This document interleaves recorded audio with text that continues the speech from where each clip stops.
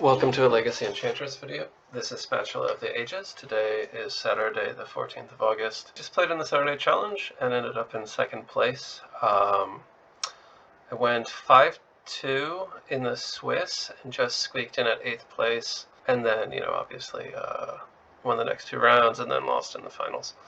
So the deck performed pretty well, obviously. The list is really similar to what I have been running. The only change, kind of from my stock at this point, that is for the Witch House anyway, the Living Wish version, was I changed the 4th Paladin Class into the 4th Abundant Growth. Now, to talk real briefly about the cards that don't quite make the cut. A 20th land, whether that's another basic forest or another main deck Serra Sanctum. The 4th Wild Growth, obviously I'm down to 3, that's not a conventional Enchantress thing, generally you're on 4. I felt like the curve was lower on this one and I wasn't as reliant on it, and I wanted to avoid having as much mana flooding. The 4th Paladin Class would still be nice.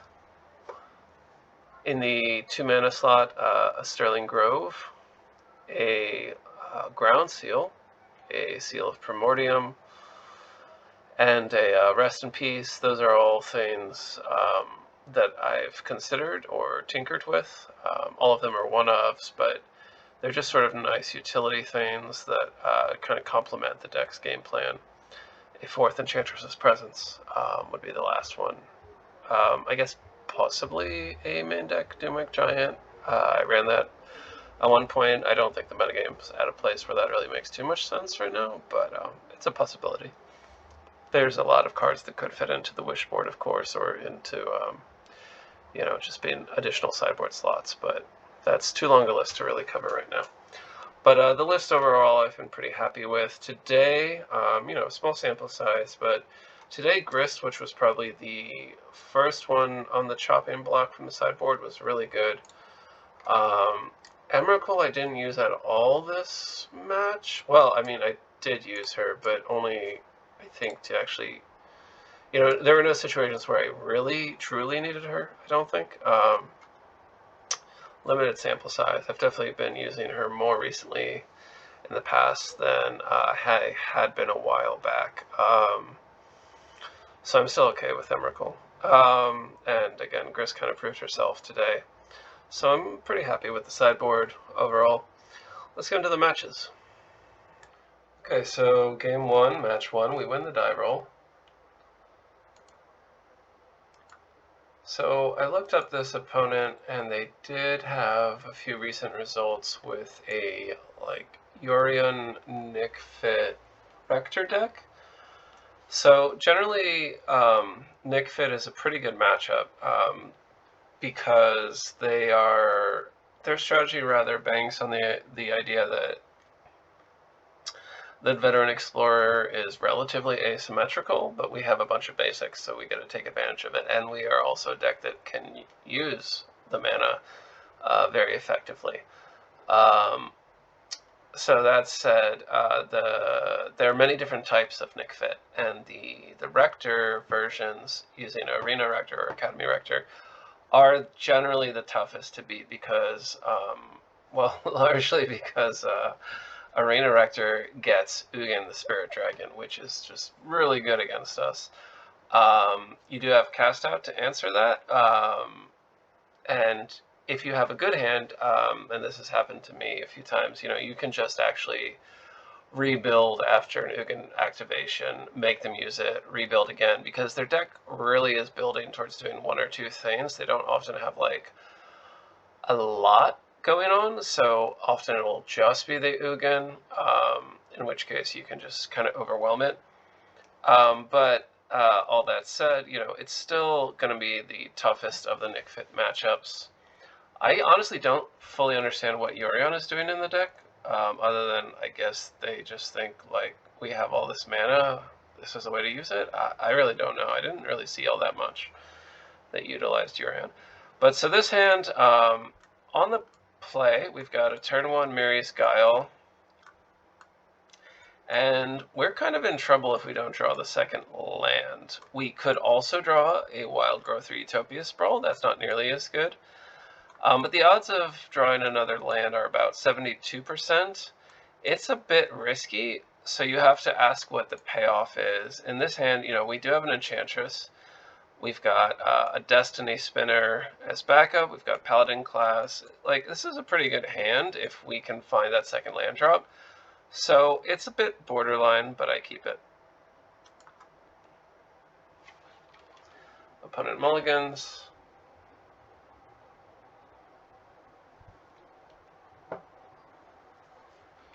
Okay, the list that I saw didn't run Ponder, so, you know, I was kind of questioning what they were running at this point. You know, if you see Ponder, Island, Ponder, and a Yorion deck, you think generally either... Well, you used to think various types of, like, grindy fair decks, but those have kind of gone away. Now the Yorion decks are, like, Death and Taxes, Allurin, stuff like that. So we found the land.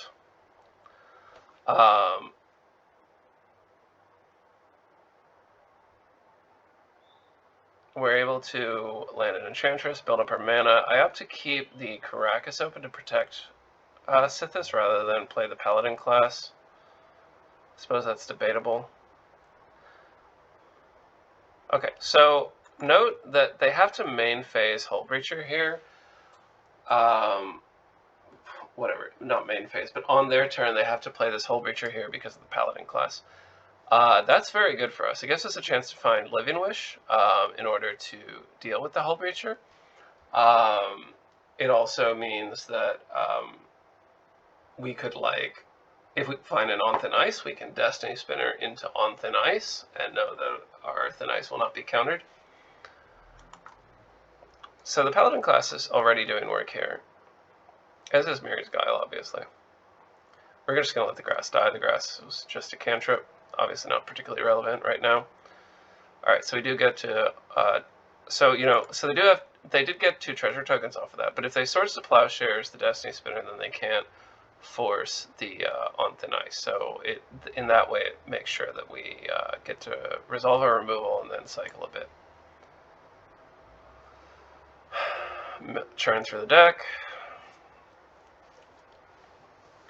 They did get 2 treasure tokens, which can be pretty scary for a NickFit deck, right? That's trying to cheat a lot of mana into play, so that's very scary. Had they had, say, Academy Rector instead of Arena Rector, I wouldn't be so scared. They would get, you know, either the curse that gets more curses, or they'd get some other thing that we could deal with. Even if they got the enchantment, Overwhelming Splendor, we actually have double Paladin Class, so, like, we can actually keep trying to operate through that until we find a cast out with Mirri's Guile and the Prismatic Vista. But the Arena Rector is much scarier than Academy Rector for us. Getting Ugin is, it's pretty backbreaking right now. We also, I think, no, actually this is just turn 4. It's just that, yeah, they got the treasure tokens. I was going to say, we don't have tons of lands. I guess we made all our land drops. But, like, we don't have that many cards in hand, so we can't really, like, rebuild that easily. And they got to Therapy away a card. So, you know, things aren't looking great.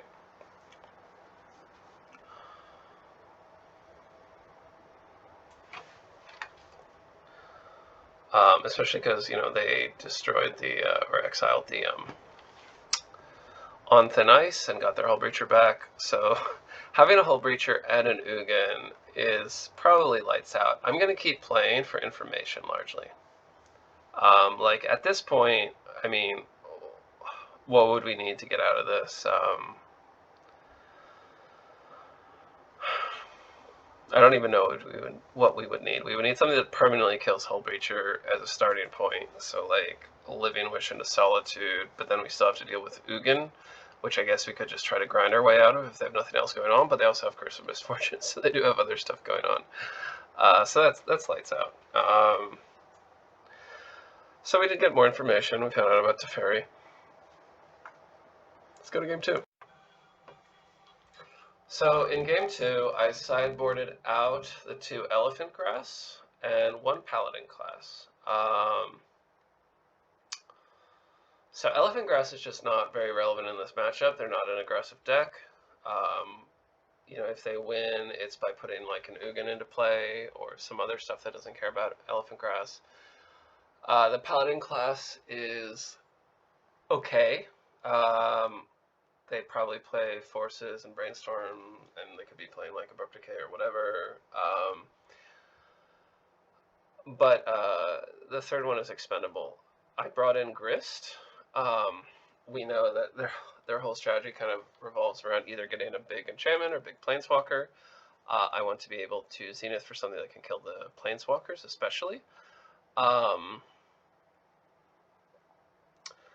What else did we bring in? We brought in the Choke. There were enough islands for that, I think, to be worth it. It's probably not going to be amazing, but it'll probably be fine. And then, let's see, what else did we bring in? Oh, yes, we brought in Endurance. So the reason that I brought in Endurance is because Endurance can stop the Rectors. So the Rectors have an if you do, then clause, meaning that if you, their ability goes on the stack, and then you have a chance to respond. If you have something like a Surgical Extraction or Endurance, you can respond by exiling it or just getting it out of the graveyard. They will not be able to exile it from the graveyard, and therefore they will not be able to search for their enchantment or their planeswalker. So Endurance actually is very good. The reason that I brought it in, this isn't necessarily right, but often I'll bring Endurance in just because, well, one, they have Cabal Therapy, so there's that, but also because Endurance in general is better as a surprise factor against most decks where it's not just like you're only out like Doomsday. So that's why I brought it in main deck for the surprise factor, also because of Cabal Therapy. Obviously, we will play first. So this hand isn't as explosive as I was necessarily like looking for. I think this might be a matchup where you just want to mulligan aggressively and try to be faster than them, but it's a pretty solid hand. You know, they are like a force deck, so we can lead on Paladin Class to try to make sure our Gothian resolves.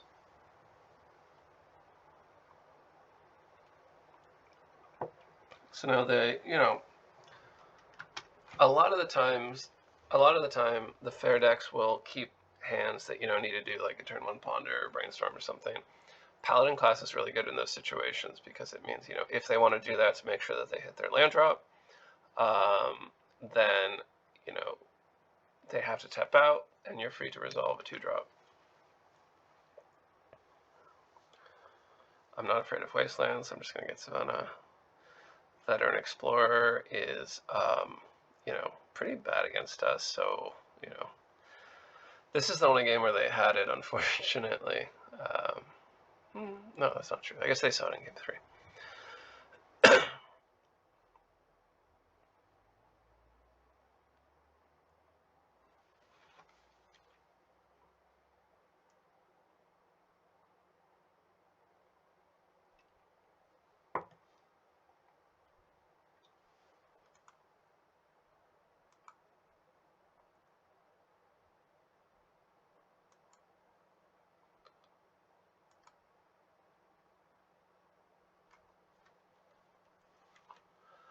Obviously, I'm not going to give them a chance to just trade their Veteran Explorers.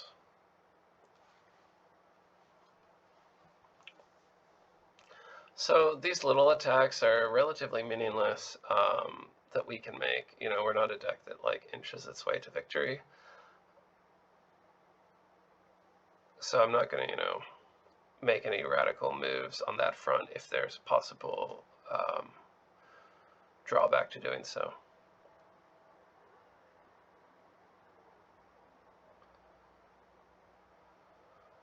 Here we're just looking for something to cycle. We found it. We found the Endurance. That's very good.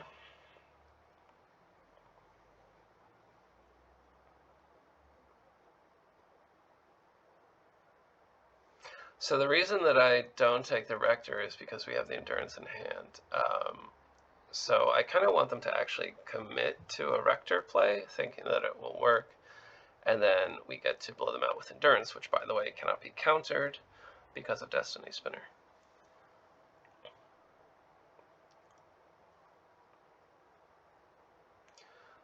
So these two can bounce off of each other, but I'm not going to block the one from Veteran Explorer. Certainly not on their turn. I would be more ready to make that trade on my turn when I'm the first one that gets to use the mana. Okay, they get to Yorion here. Yeah, again, I just am really not sure what Yorion is doing in this deck, other than, like, making use of all this mana that they can generate. I don't know if that's worth the variance.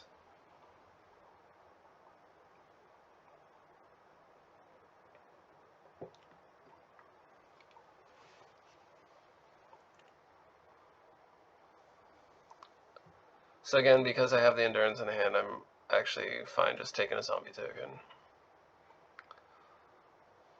That's probably telegraphing that I've got something, but whatever.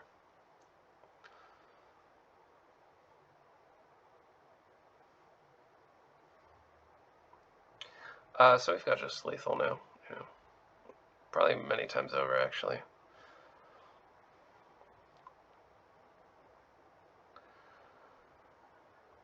So Paladin Class is level 3, actually. It comes up a lot more than when I first saw the card. I kind of imagined, you know, you weren't going to get to level 3 very often. Level 1 and 2 are what you're interested in, and that's generally true. However, level 3 kind of lets you function with effectively additional kill conditions, which the deck often is a bit short of, because historically in Enchantress that's been a bit of a weak point, is kill conditions that actually contribute to the game plan in a meaningful way before you're ready to win. So, you know, in the past couple of years, getting Destiny Spinner and Paladin Class have really improved on that front. And that was also a big factor for the initial adding of Living Wish. So I don't know if the opponent did this, but people often seem to not notice that these elementals have trample. But either way, we go to game 3. Okay, going into game 3, I had realized that I should have brought in Pride Mage because of whichever curse it is, Curse of Misfortunes, I think, the one that gets other curses. So if they have Overwhelming Splendor, Pride Mage isn't able to kill that, obviously.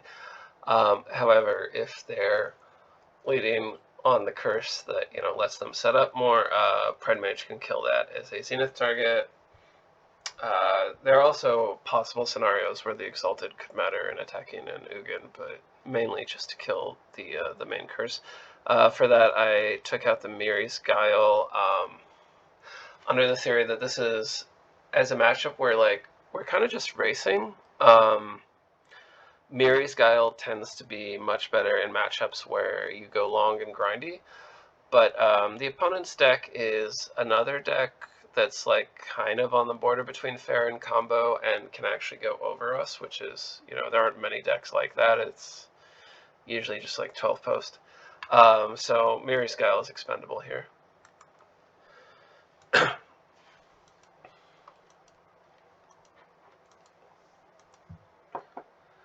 So again, I was saying in game 2, I was thinking about like mulliganing into aggressive hands. That might be correct. I don't know. This hand had Endurance, which to me like seems really good.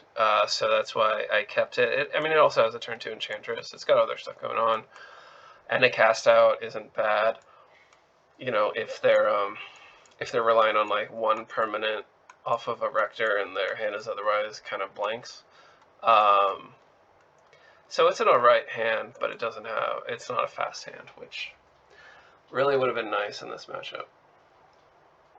Okay, and now they know about the Endurance, which is kind of a kick in the teeth. That's a good top deck. I'm going to play it even though it gives away, you know, what little information was secret after that. But just because, you know, any one drop that we draw now can cycle off of Sythis. We don't draw one. I'll still play her. They don't know about the other Sythis. So Teferi's a real kick in the teeth here. And I have to say, You know, sometimes a pitfall you can run into in Magic in general is, you know, forming a plan and then not being able to shift off of that plan when information changes. So, you know, in my mind at this point, endurance is like I'm holding that to deal with a Rector. You know, that counters a Rector effectively. But the fact that the opponent has to ferry means it doesn't do that anymore. So I should really be thinking about using it on this Cabal therapy. I'm not necessarily sure whether that's right or not, but I'm not really thinking about doing that just to get rid of the therapy so that they need to find another outlet in order to sacrifice a Rector if they find one. And I think that that misplay, I'm not going to call that a punt because I feel like it's not super obvious, but it is a line that I could have taken that I think would have kept us in this game more. I don't do that. Instead, I do this.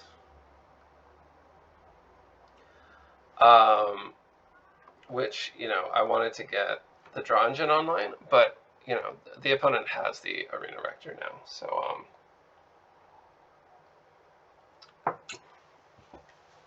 oh no, okay, it's next turn.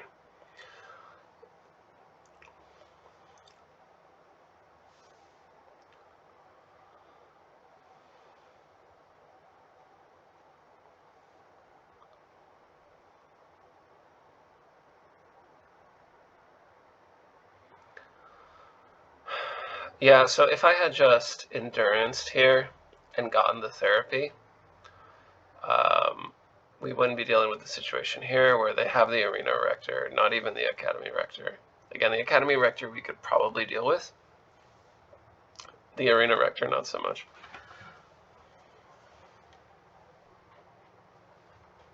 So this game is pretty much over at this point, you know, because not only do they have the Ugin, they also have to ferry. Which means, yeah, they just, and on top of that, they've got, like, yeah, they've just got a bunch of other stuff going on, so we can't just kind of overwhelm them. Oh wait, here it'll come. They also have a Prismatic Ending, and I think a Swords of Plowshares. Endurance much too late.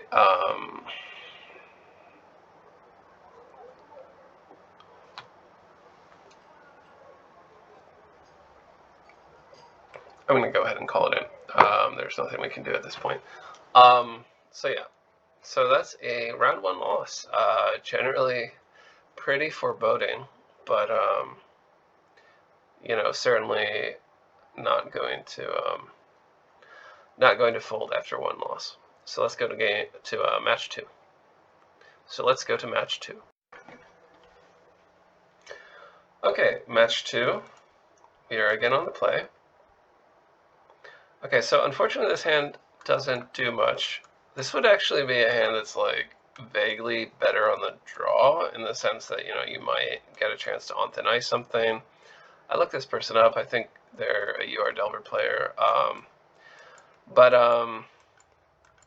you know, even then, it would be just incredibly risky. You know, you don't even have like a cast out to cycle to try to find your green source. So we are going to mulligan this.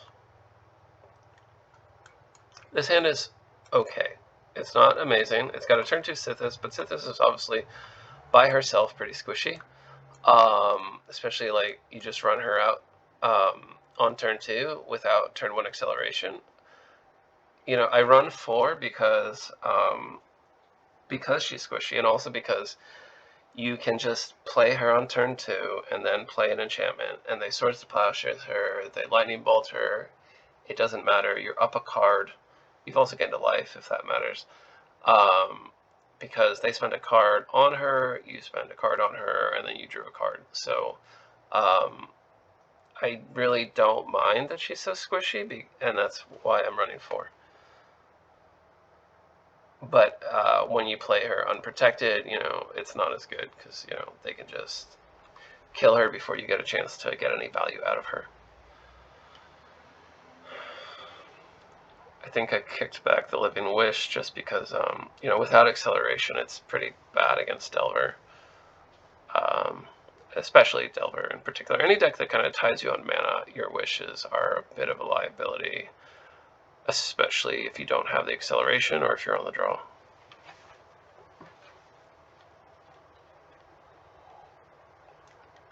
Opponent with a very good start. Double Dragon Rage into Lightning Bolt on our Sythis. Okay, so we get to Sythis. I do play the Karakas to play around Daze, even though that might entice them to Force of Will her. But I just don't want to lose her to Daze. And if they Force of Will her, at least, you know, they lose 2 cards. So now, unfortunately, these DRCs are 3/3s. They do Lightning Bolt the Sythis. Like, we get to bounce her, but the tempo loss is pretty real at this point with 6 power on the board. I need to get some more green mana, so there we go, we found it. I still opt to keep Karakas open over the Utopia Sprawl, just because we have the Utopia Sprawl, and now we've got the land drops, so, you know, if we can keep Sythis alive for a turn, we can get some life out of her, which can be really significant in this matchup. So I was pretty excited about Sythis when they printed her, you know, because it's 2 mana Enchantress, which we haven't had other than Argothian, and she's also an enchantment. You know, obviously she's legendary and she's very squishy, but the life gain is not something that I thought would matter as much as it does. It's mattered a lot in, you know, my experience. Let's get an endurance into play. So this will dramatically reduce their clock. You know, theoretically anyway. So opponent had a pretty good start, and we had a very middling start. But as you can see, we've kind of gotten back into this game. I would consider this a pretty favorable matchup. Traditionally, actually, Blue-Red Delver was the hardest matchup of the Delver variants. I would say it was still always favorable, but only a little bit. Historically, Delver has been pretty favorable. Unfortunately, they're able to get Delirium again in 1 turn out of an empty yard. Very impressive. We do get to gain some life, so we can use the correct... Okay, so pause for a second.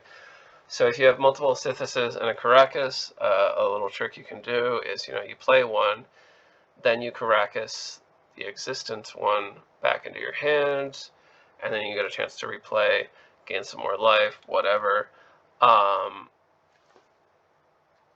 We can buy another turn here with Living Witch for Spore Frog. Let's see, what do we do? Yes, okay, we go for the Spore Frog, but they have Force of Will. Which means we would need to Sythis, go to 2, find like a green, 1 green enchantment and an On Thin Ice running in order to go to 4 life and be able to remove one of the DRCs from the board, and they not have Lightning Bolt, but we're 1 short of that. I guess, actually, no, Paladin Class wouldn't have done it. We needed to take 1 off the board. So we lose game 1. There's a pretty significant difference in our starting hands. But I still think, you know, we were very much in that game. The life gain, again, showing itself really well. But, yeah, they had a very aggressive start, and being able to rebuild their graveyard that quickly was pretty impressive. Let's go to game 2. Game 2 against Blue-Red Delver. So I actually go down 1 Elephant Grass on the play. I don't do that on the draw. On the play, I consider myself the beatdown, and they have to respond to me. Unlike if I'm on the draw. We bring in the choke. Actually, is that it? Just the choke for Elephant Grass. I think that might be it. Okay, so there you go. On the play, I guess I'm just less worried about their like go wide aggro starts, partially because of Sythis, because of the life gain, and because, you know, we'll leave Living Wish in when we're on the play, and we can like go get Endurance or Spore Frog or whatever. So we've got things to manage their like aggro-y hands. and those hands are going to have less permission. Yeah, we'll just bring in the choke and call that good. Again, that's on the play. It's different on the draw. This is a very good hand. Turn 1, Wild Growth on a basic forest. Into turn 2, Argothian, into On Thin Ice, whatever it is that they played. And then like Abundant Growth to keep cycling, if that gets like forced or whatever. It's a very good hand.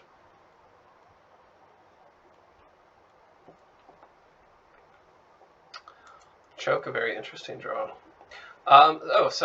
Yeah, actually this took me a while to decide. I opted to lead on the Argothian without the land drop because I actually wanted to resolve the On Thin Ice more. I want to get their early threat, especially if it's a Ragavan, because Ragavan is frustratingly good against Paladin Class, which has otherwise actually done a lot of work against these kinds of decks, in my experience. But Ragavan's ability to make treasures is pretty obnoxious.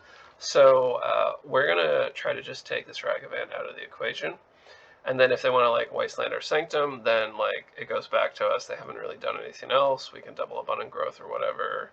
Try to work our way towards this choke.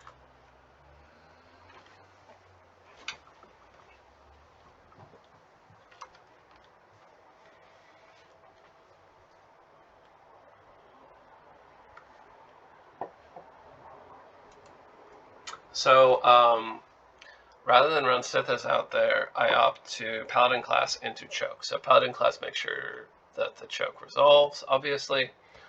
So we get to see, I guess the first instance, this challenge of many where Paladin Class is really going to shine.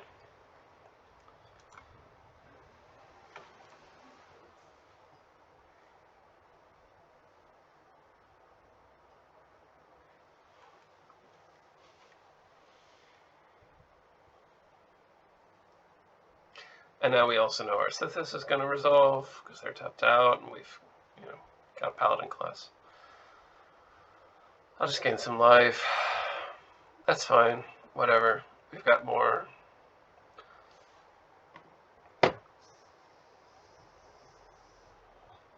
This game's over. Yeah. So when we are on the draw against Blue-Red Delver, pretty much any Delver, I will take out the Living Wishes. I'll also tend to take out Cast Outs, or at least some number of them, because they're very expensive. Stifle has kind of fallen out of favor. It was kind of coming back a few weeks ago. I haven't seen it as much in the past week or two, but either way, it's very expensive and easy to daze as an actual spell that does something instead of just as a cycler. So those cards will come out to reduce our curve. We will bring in Caracas as a 20th land. We'll bring in the 4th Argothian Enchantress. Let's see, we'll bring in Solitude. Obviously by itself it's expensive, but you can also alternate cast it. Endurance, Choke, and we'll actually bring in Emrakul because a lot of these Delver lists recently have been running Court of Cunning out of the sideboard, which is pretty scary to us for the mill component. We are a deck that already gets pretty low on cards very, very often, if things are going our way. So the one Endurance isn't too reliable as our out to Court of Cunning, especially because you're kind of incentivized to take out Cast Out in this matchup, which is another card that might deal with Court of Cunning. So we'll just bring in Emrakul just as insurance, basically. Hope that we don't draw her. So opponent mulligans. I decided to keep this hand just purely based on the fact that it has Caracas and On Thin Ice. It has Ramp, it has a bunch of mana, and Paladin Class to help resolve something. So when Paladin Class first came out, by the way, I started just kind of like playing it more aggressively to basically see what it does. But now I kind of think of it as a counter spell a lot of the time. You kind of want to hold it in your hand until they're tapped out, and then you ram it in, followed up by whatever it is you actually want to resolve.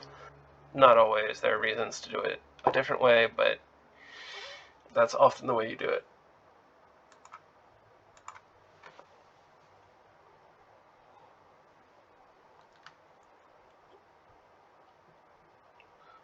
Thankfully they have the monkey, so we can just lead on the Caracas. Okay, we're back to square one. So the worst case scenario in that situation is that they have the wasteland, in which case you're just restarting. That's fine. We'll thin ice it. We drew an Enchantress and an Elephant Grass in the meantime. The longer the game goes, I think the more we're favored, so like I don't mind resetting the clock here. I'm not going to walk this Argothian into a daze. Okay, opponent taps out for Expressive Iteration. They do not find the land, so here's what I was talking about. We're free to play the Paladin class. They need like double force to deal with this. They don't have double force. Okay, it is a little scary if they do have Folly right now, because we didn't draw another Enchantress. Opponent just concedes, so they obviously did not find what they needed off the Expressive Iteration. We were about to draw a bunch of cards, so let's go to round 3. Round 3, we are on the draw. I think I looked this person up, and they had a tendency towards fair decks, fair grindy decks, I think, so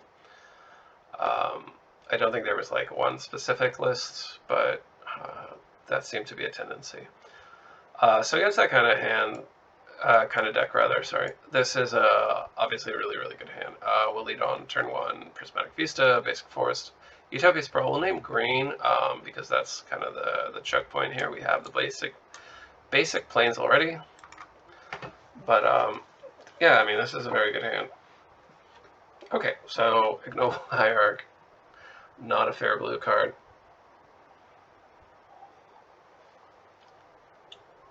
So, you know, can't be too sure based off of, you know, based off search results. So they opted to take the on thin ice, which I guess makes sense. You know, I mean, they can't strip all our Enchantresses, although taking the Argothian means that we have only one Enchantress, but that's still pretty threatening. But it would mean, like, we wouldn't be able to Enchantress plus spell. So I don't know if they're just overvaluing their own Dark Confidant more than, like, I might, because, like, I would be forced to choose between Sythis or Thin Ice the Confidant. I couldn't do both because we let on green, which I think is correct, but we get to Paladin Class, which at least cycles. Doesn't seem like it'll be especially relevant against this deck. You know, it might make Abrupt Decays more awkward.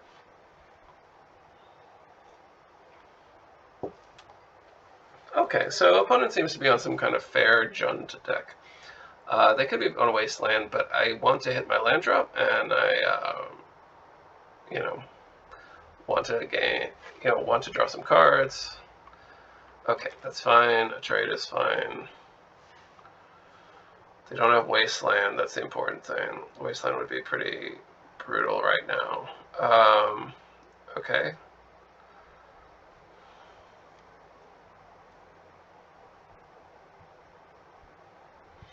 I have to cycle the cast out just to be efficient about it. I'm not sure that I'm going to cast out against this board. This is a lot of pressure. We don't have tons of mana.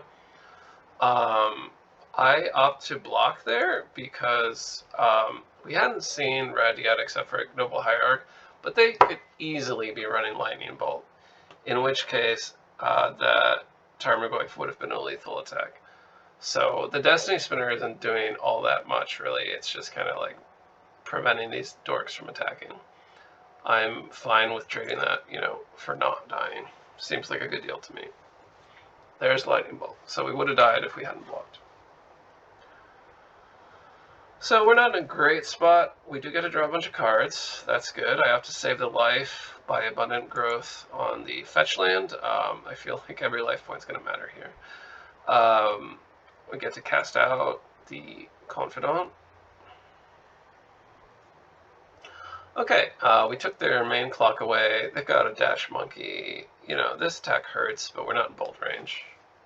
Now they have no cards in hand. Okay, and we've got an Enchantress. We're good to go. And we've got double Paladin Class, so we can also actually make our guys, like, pretty relevant combat-wise. Draw a bunch of cards. We don't really need to pump yet, because we're actually just drawing a bunch of action. Now we can pump. Now we've got a bigger board than they do. And we're, like, they would need like 3 bolts to get through. So, okay, we're good.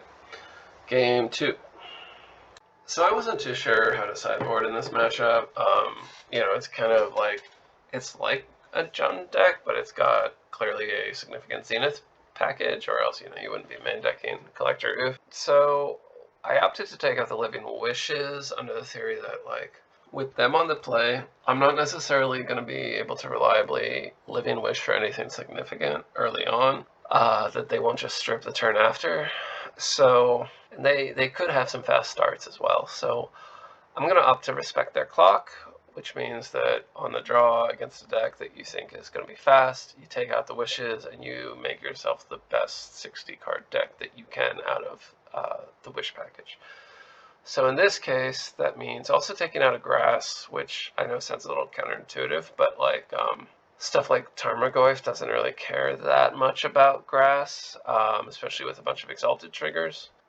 So we took out the Grass, the 4 Living Wish, we brought in the Argothian, the Karakas, we saw Monkey, so second Karakas, Doomite Giant, the Solitude, and the Endurance, largely as a surprise blocker that might also shrink a Goyf. So we'll run it like that. Okay, so this is kind of a weird hand, right? I think I keep it because, like, it's fairly immune to like Thoughtseize or anything really, right? Like you're just playing a bunch of stuff that cycles to kind of stabilize your mana and build towards, you know, Sanctum or Destiny Spinner having a big payoff. So like it's a very, you know, draw variable hand, but you know we've got theoretically 4 redraws. So Monkey, kind of annoying. Didn't want to see that turn 1, but here we are.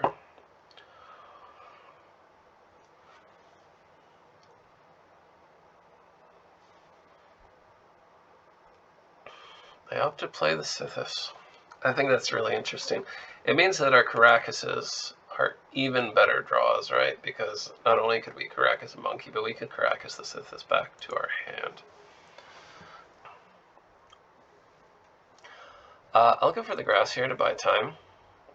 They Abrupt Decay, which is fantastic. I love trading that Grass for a card. That's really fine by me. They don't have tons of cards here. I'll trade the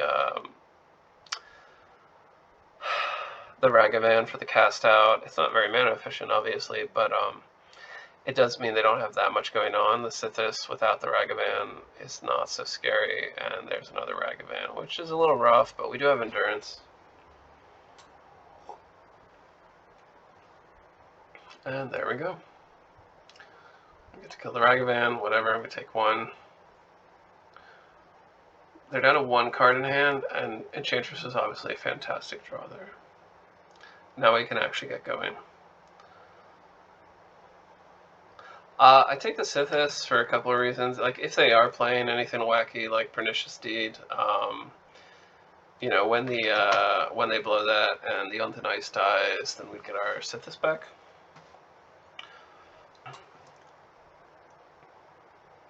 So opponent flooding a little bit here at the end.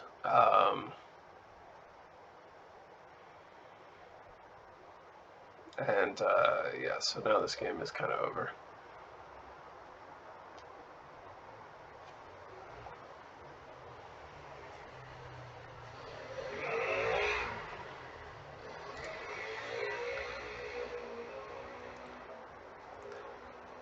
Okay, him, a couple lands, pretty relevant. Next turn we have a lethal attack.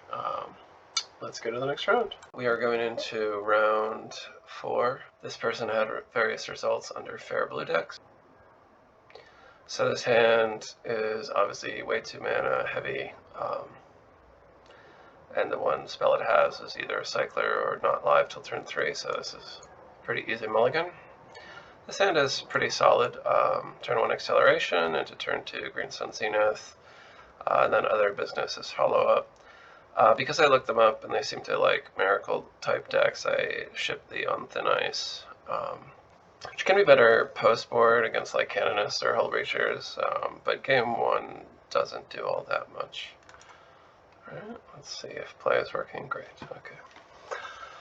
Alright, we'll name white.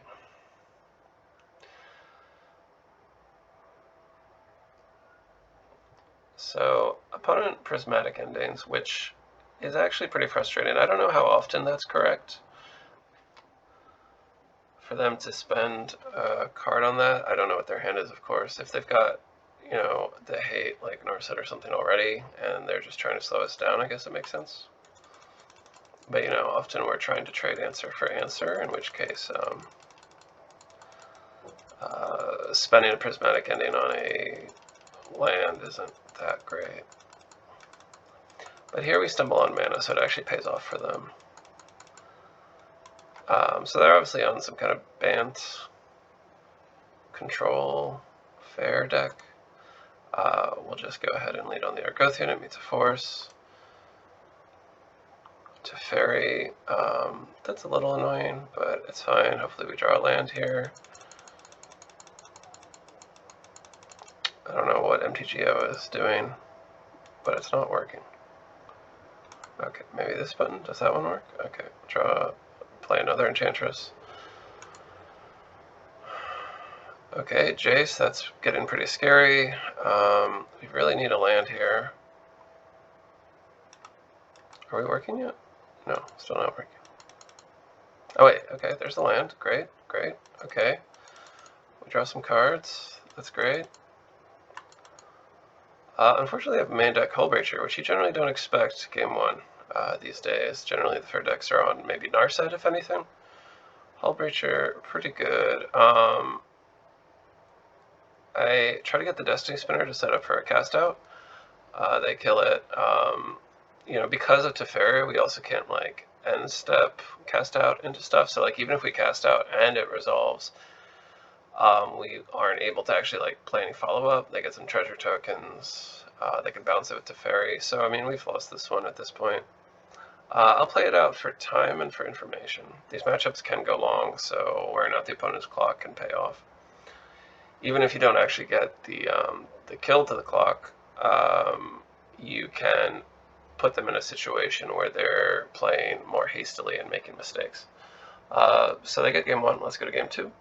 So against this kind of deck, the grasses are obviously pretty dead. I leave the Thin Ice in since we saw Hullbreacher. We really obviously need an answer to that card. I bring in the Grist as a zenithable answer to a Planeswalker or a Hullbreacher. And then I also bring in the Choke. And that's going to be it for sideboarding. So this hand's good. We get to lead on Paladin Class into turn 2 Argothian. Okay, we know our Enchantress is going to resolve. Is this working? Okay, Containment Priest, whatever.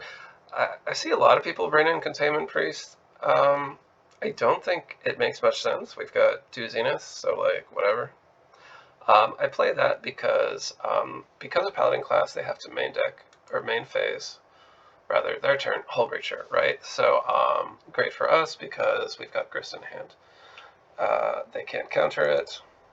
So, the other thing about against Containment Priest is you can actually green some Zenith for 3 if they're telegraphing the Containment Priest, and then you can get Grist, because when it enters, it's a Planeswalker, so it's not affected by Containment Priest. Okay, now we're not working anymore. Do Grist stuff, whatever. We lose our Enchantress, but that's fine. We get to draw a bunch of other cards. We'll lose our Grist now, but they have to have like another Hullbreacher, or we've got double Paladin Class. So anyway, even if they do have that and a land drop, we could still like just Solitude it or cast it out. So there's not much we're scared of at this point. Whatever, Grist dies, that's fine. She did her job. She cleared the way.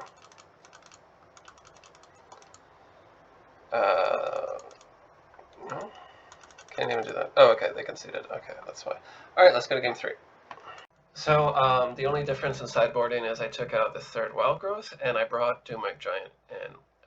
So Doomwag Giant isn't especially amazing in this matchup, but the reasoning is that when we're on the play, we're trying to be faster and kind of go underneath their hate to draw into an answer to the hate. When we're on the draw, that's much less likely to happen. So I'll trade a mana source that might not be relevant for another card that can theoretically answer a Hull Breacher, or can attack a Planeswalker, something that does something on its own. So this 7 is rather slow. It's got a lot of land, but like no acceleration, so it's like land heavy, but also not fast. It does have Sythis, GSC, Living Wish. These are good cards, but like the Sythis would be the turn 2 play. It would go out unprotected, probably die. Like Zenith would be our first spell that's got any kind of like that's demanding to answer. And we're still likely to draw like 1 or 2 lands in there, and then we're just kind of flooding a bit. So I'll mulligan this, try to find a better one. So this hand is pretty good. So we can ship 1 Wild Growth or whatever. Hope they don't ending us again, I suppose. It's got Grist in it, which I like. It does mean that like their Containment Priests are better because the Zenith can't reliably get past it. But we'll keep this.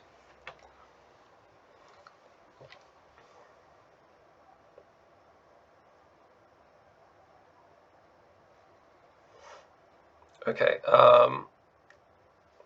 okay, now I thought we were working, but now we're not. Okay, so we'll actually name black, or no, sorry. So we'll name white because we have the Windswept Heath for the Bayou, right?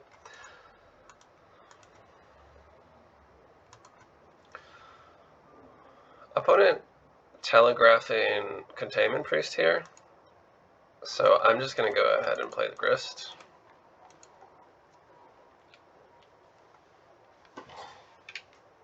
They actually Swords to Plowshares the token, which is really interesting. That suggests that they're going to place something here that they really don't want Grist to be able to easily kill. But I mean, that's like a free card. I don't know, are they holding Hull Breacher here? Seems likely, right? I'll just pass with Cast Out up.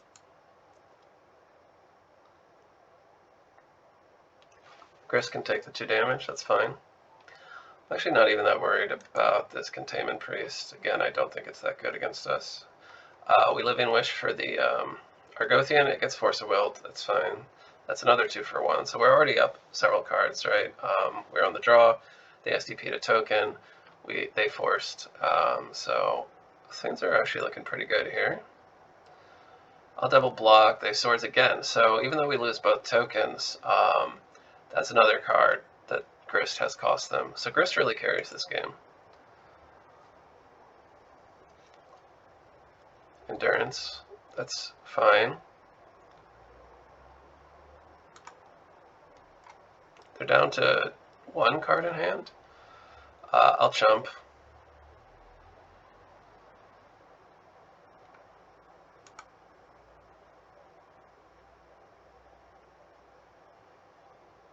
So I play the Paladin Class and pump. So now the Endurance cannot just cruise past the Destiny Spinner.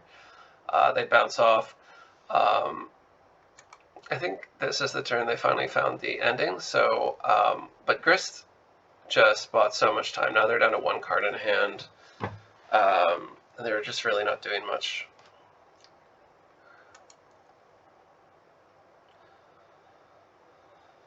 So, good draw. Now they could have Hull Breacher. We do have Cast Out and Living Wish, so it's not even that scary anymore.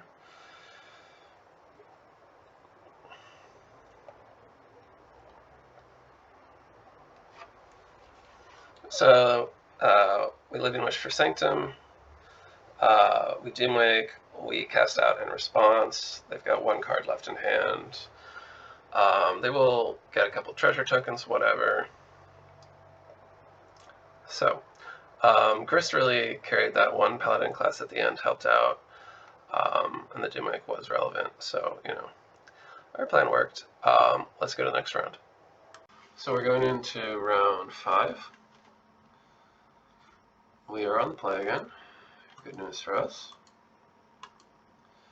So this hand is interesting.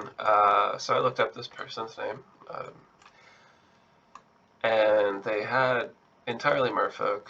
I think that's even what the M in the name stands for. So, you know, they are also a pet decker. Now this hand against Merfolk, you know, it does have Paladin Class to help against a Force of Will, which they generally will play 4 of. And then resolve with Sythis. Now generally, you know, that's a bit risky running a Sythis out, you know, into just naked like that. But generally Merfolk doesn't run much removal. They might have 1 or 2 dismembers, but that's about it.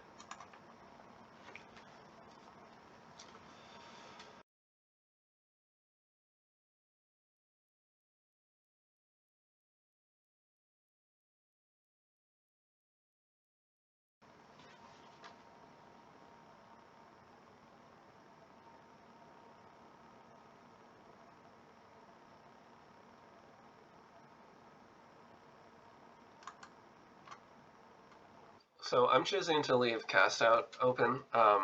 One thing now about Merfolk is that they do have the 1-mana creature with Kicker that turns the land into an island. So that can shut off Sanctum, and it can also kill Utopia Sprawls by making the land they enchant not a forest.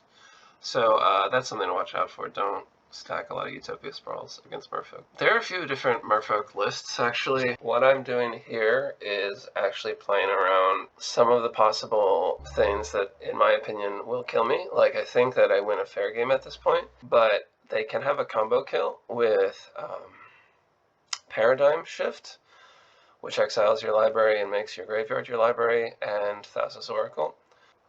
The other way that they can win these days when you think that you're ahead is if they have Hull Breacher and you don't have an answer for it. Hull Breacher being a Merfolk. So I'm going to just cast out this Aether Vial before it can get to 2. That way they just can't combo kill this turn.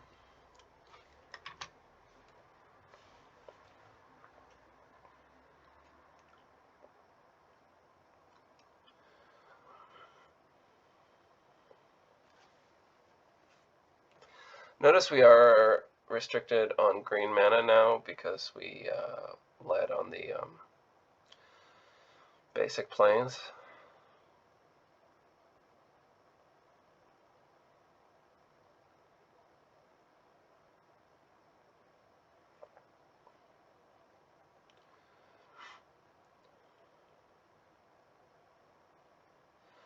We're getting life, which can be relevant. They can also, another thing they can do that's scary. So now we'd be pretty vulnerable to the combo kill, but there isn't too much we can do about that. Okay, so they effectively kill our Sanctum. They turned it into an island.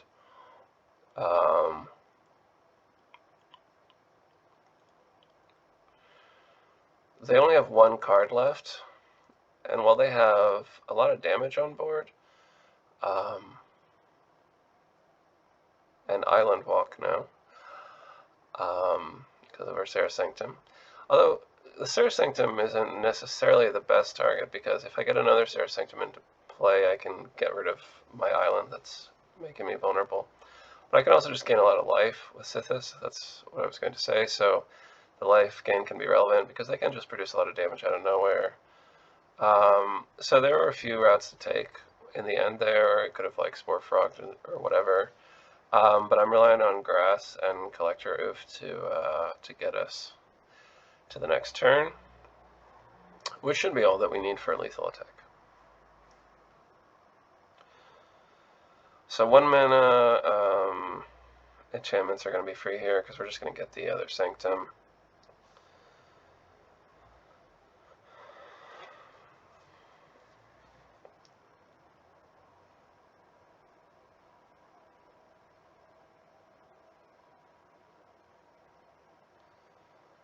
And that's a lethal attack. Okay, let's go to the next game.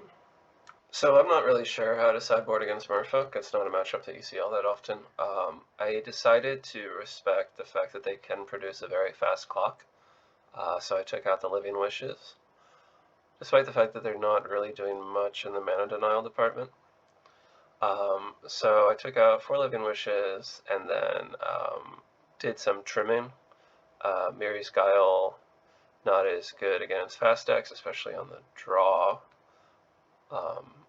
It's not bad, but again, we're just kind of trimming here. And the 4th Abundant Growth is another spot to trim.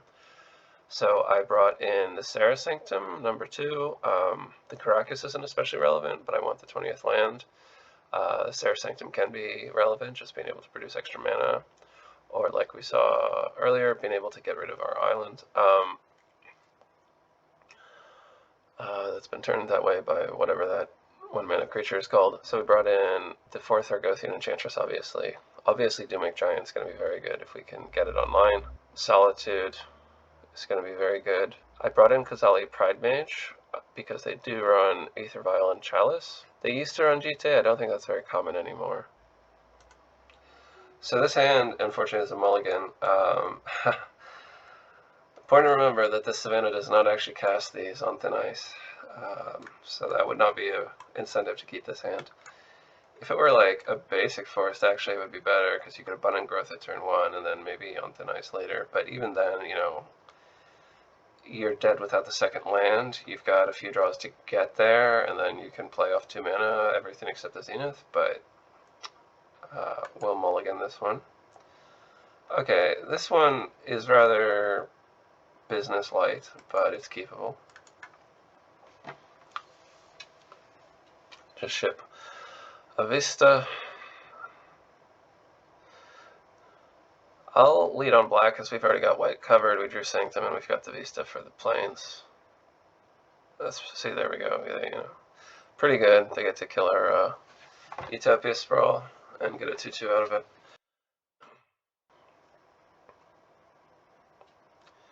So they are on Wasteland. Chalice. It's interesting that they left in Chalice. I think that was probably not correct. Chalice not being very great against us. We could have brought in the 3rd Destiny Spinner.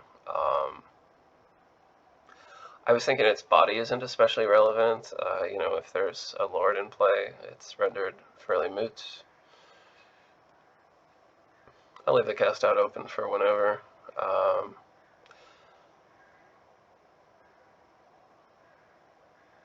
Or rather, I'm waiting for them to... okay, Force Will, interesting. Interesting that... So now they're down to 0 cards, though. I was going to hit the Aether Vial just because we have a little bit of life to play with, and we'll draw some cards, so... Or maybe I was going to hit the Chalice? Okay, so we can get Destiny Spinner. Very important. Then we can Thin Ice the Lord.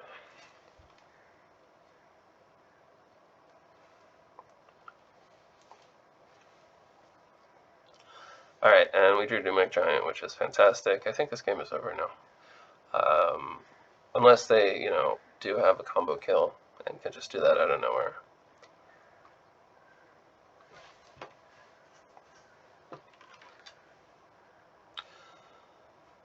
Given our low life total, I decided to just leave an Elemental open. Okay, but now we get to clear the board. Okay, so now the only way we lose is the combo. They don't have it, so we get there. Alright, we are on the draw for round 6. This hand is pretty solid. If we're up against a blue deck, we've got the Paladin Class, we've got turn 1 on Thin Ice for whatever. We can play our whole hand off of the mana, the 2 lands that we have. So we will be keeping this.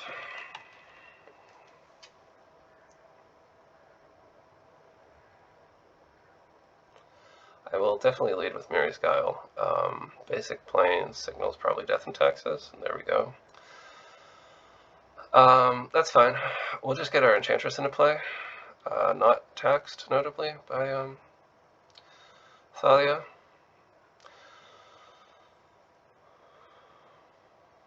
So that's not a very scary follow-up.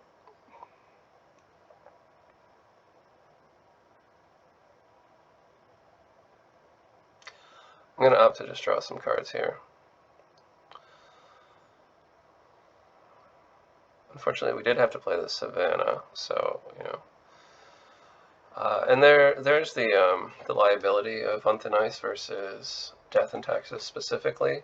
Flicker Wisp has the ability to neuter an On Thin Ice against Death and Taxes. It is really important to not stack your auras if you can help it, because Flicker Wisp is such a beating against us. So they got their Thalia back. That's not the end of the world. We got to draw some cards.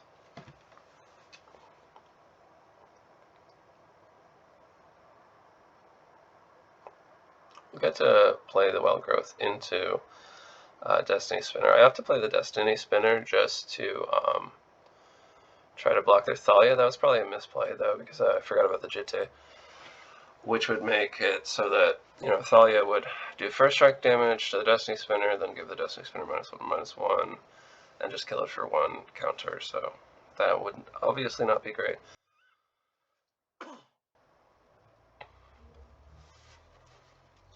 Caracas is a good card to have in this situation. We can Sythis.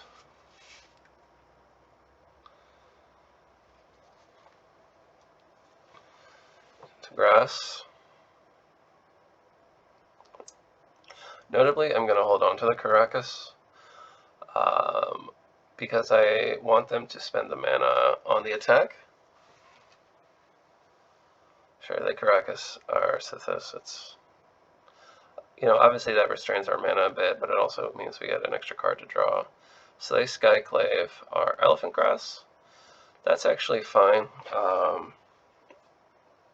You know, we are going to bounce the Thalia, obviously. They do Wasteland. Have another Wasteland for Caracas. Okay. Cast out pretty good here.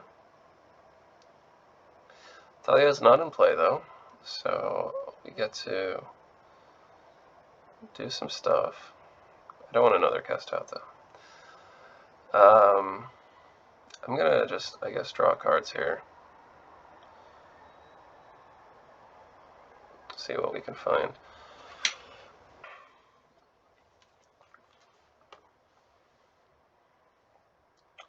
We're at a fairly low life total, and they have a Jitte, so I do not want to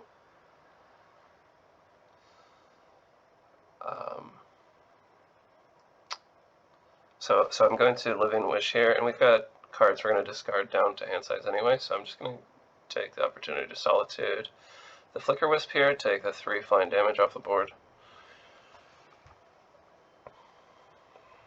You know, other options, obviously, we could get a Dooming Giant for next turn.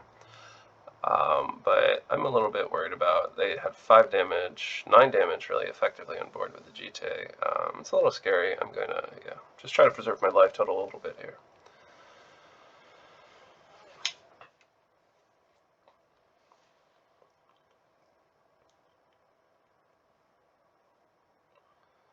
Okay, Sanctum is a great pickup here. They've already used 2 Wastelands. I feel like this Sanctum is probably safe.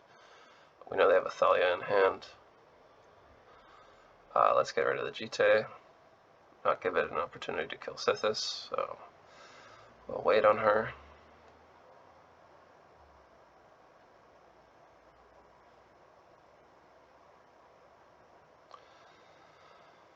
Paladin Class, not especially relevant against Death and Taxes. The second ability is the most relevant part, generally. There can be times like you can run it out to protect a second Doomwake activation. That's often a thing, you know, if you Doomwake, you know, they can't stop the first trigger, but then it will get Swords to Plowshares, and their 2 toughness creatures will live. So you can use it for that, but that's about the only use that the first level has against them. Let's go to game 2. Death and Taxes is one of the matchups where I'm just always going to take out Living Wish. So I took out 4 Living Wish, 1 Zenith, just to try to reduce the top end of the curve. I left in 1 Paladin Class, but took the other 2 out. I left in 1 Elephant Grass. I trimmed 1 Abundant Growth. Most of this stuff is just trimming, so it's not necessarily right which parts you're trimming. But the wishes definitely come out. We actually have like a lot of things that can come in against them. You'll see that Collector Oof didn't make it in. Neither did Grist, and like both of those cards are respectable against Death and Taxes. And even, you know, the Zenith is also pretty good, but again, we're just trying to lower our curve a bit. So, bring in the 2 lands, definitely. The Argothian, definitely. The Solitude and Doomwake are auto-includes. Kazali Pride Mage, auto-include. I bring in Wispmare just because their best card by a mile is Spirit of the Labyrinth. It can also hit Deafening Silence. I think that's about it. But those cards are really worth it. It's also a 1/3 flyer, so it can trade with Flicker Wisp. What else did I bring in? Is that it? I think that might be it. Oh yeah, and also bring in the Destiny Spinner because it's an enchantment that doesn't get taxed by Thalia, and it also blocks Thalia and just represents a significant wall to their small creatures. So this is a great hand. It has solid mana. I can Thin Ice turn 1 play. I've got a turn 2 Enchantress, turn 3 Enchantress, or Endurance for the ambush. Right, I brought in Endurance. So the reason I brought in Endurance is, one, yeah, it's just an ambush creature. It can be pretty good against them. But secondly, it also is, it can be relevant. These games can go long, and the rebuy, if you draw it later, can actually be relevant. Having it this early, obviously, that's not going to come up. Well, maybe not obviously, but... Okay, so they don't have the turn 1 Mom. We'll just avoid getting ported here. Play the fetch land. Thalia, okay. I'll go ahead and take the chance to thin.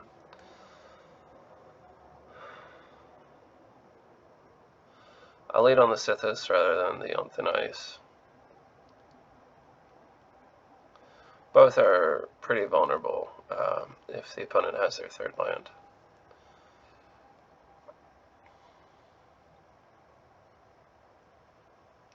Looks like they don't have a 3rd land. Okay. So, oh, yeah, okay. So I'm looking like I don't know what I'm doing under Thalia attacks to try to lure them into the attack so I can Endurance. That's why I did that funny tapping. Let's see if it worked. I don't know. Maybe it didn't work and they're just attacking anyway. But we do get to Endurance here. See if we can't grab something. So they Flicker Wisp.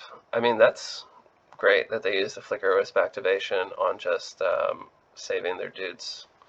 Doesn't get rid of the Endurance, obviously.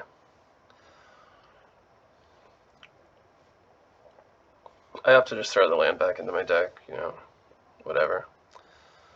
It could be relevant to avoid decking.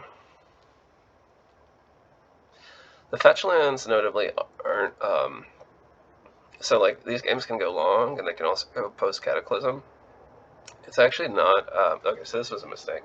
I meant to on Thin Ice the Containment Priest... or, not Containment Priest, Other Sworn Canonist first, and then Utopia Sprawl. That was just straight up a mistake. I just got my order mixed up. But what I was going to say... so the games can go long and can go post-Cataclysm. The fetch lands are actually not dead, even if they don't have lands to fetch, because you can either abundant growth them or turn them into elementals.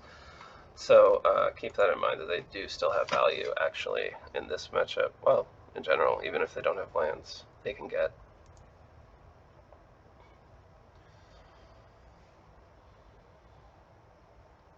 Okay.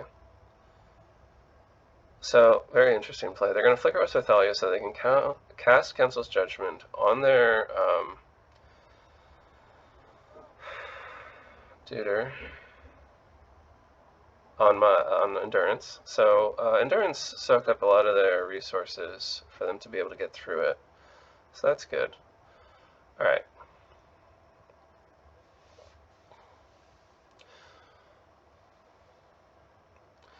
So the grass been pretty good here. We get to Doomwake this turn, so that's going to be sick. I'll also draw cards and gain life off of it.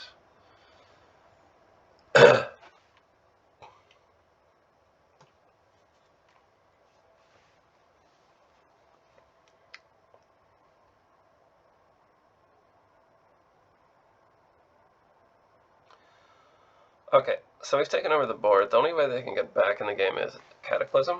So Active Authority, very good against us. So that's pretty good tech. So they got rid of the Dumic Giant, very annoying, but that's okay. They're still down to 2 cards in hand, a Vial, and 3 lands, so not a lot of resources. They have the Active Authority as well, but okay, I mean, that can kill a Sythis, then we can kill their Aether Vial. So Active Authority, when it enters, I've actually been thinking about playing this in the Bant version of Enchantress, in the sideboard.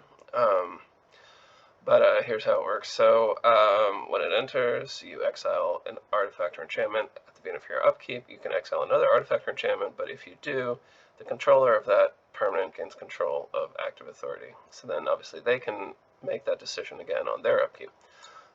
So they can keep going back and forth. This is a commander card, I suppose. That's why why it works like that. It's designed, I guess, for multiplayer. But it's pretty interesting. Being able to kill 2 permanents in one go, but it's a little bit risky in a deck like this where you have your own artifacts and enchantments that you don't want destroyed, so, you know, it's definitely a metagame call. And so, obviously, that would be true of Bant Enchantress as well, so the reason that I was thinking about this is because it combos very well with Riptide Chimera and Estrus Invocation, because that ability can go in the stack. You can exile the thing. They won't gain control of it because it's flickered or it's been bounced with Riptide Chimera. That's the theory. So Cataclysm is how they'll get back in this game if they have it.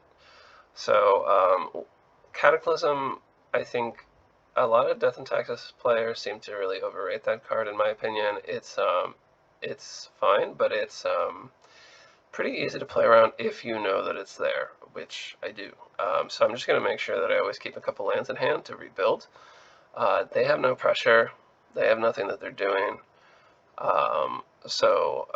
You know, we lose a lot of permanence, but whatever, we can rebuild. It's also why I'm going to opt to not fetch with this Prismatic Feast. I'm just going to go ahead and put an Abundant Growth on it so that I'm not losing another land from the deck.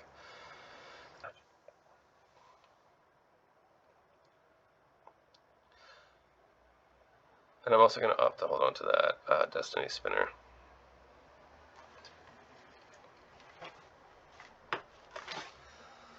The fact that they're still playing in this situation really signals that they do in fact have, and that they're not wastelanding, signals that they have Cataclysm. So here it is. Okay. So, you know, like I said, it's fine. We'd have to keep the cast out because we really don't want them getting the Active Authority back. I'll keep the plains because we've got the forest.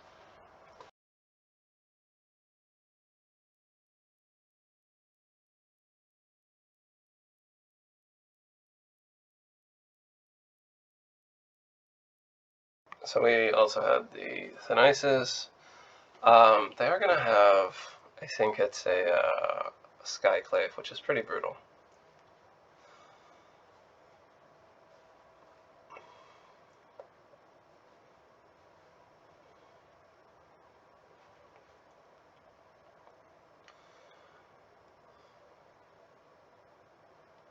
Yeah, that's pretty rough. So they get to get their Active Authority back. It comes in. They get to exile the Unthanice. The Canonist comes back. We're now shut out of more permanents. So that's rough, but we do have a pretty full grip, pretty high life total. They are out of resources now. So, so look in this situation, they can kill Sythis or Unthanice, but then we get it, and we can kill their Canonist or their Aether Vial. So they can't really afford to use their Active Authority, but they've still gotten value out of it, obviously. And we'll just take the damage here, obviously.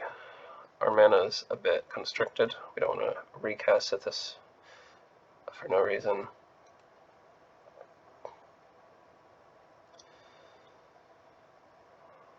Because of the Canonist, we can't just like lead with the wild growth stuff.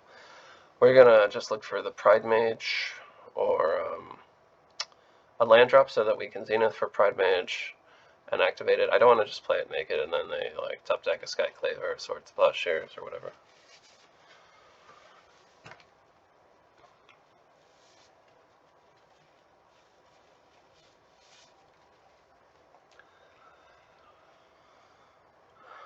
play around Wasteland at this point because they're in top deck mode. But we need more mana so that we can cast out or Zenith for Pride Mage.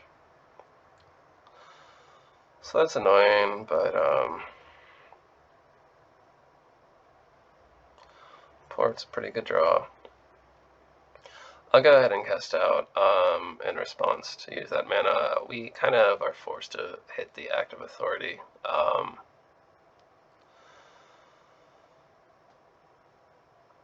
Because otherwise the cast out's just going to get destroyed and they get back there, whatever.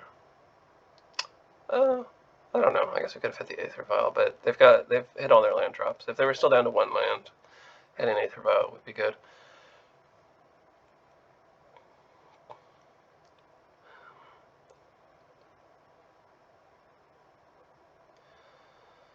Alright, time for Pride Mage.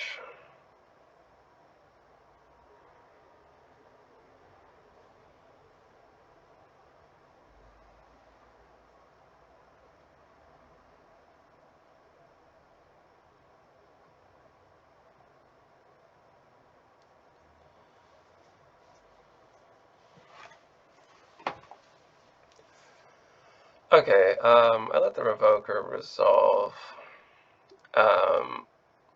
That's debatable, but I do think bodies matter a lot, and I'm really trying to get more than just a 1-for-1 with this Pride Mage.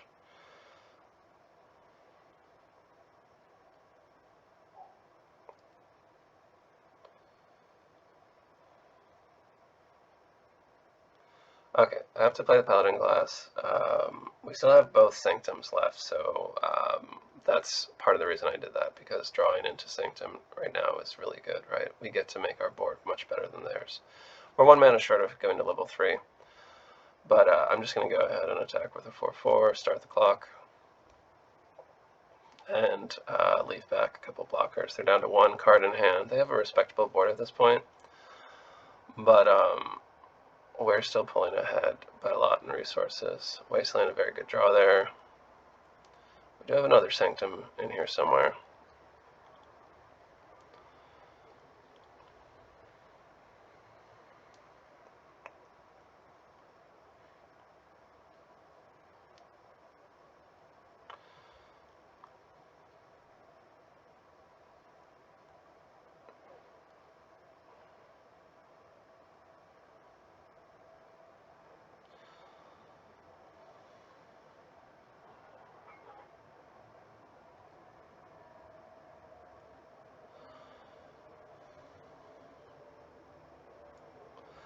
Attack again for 4.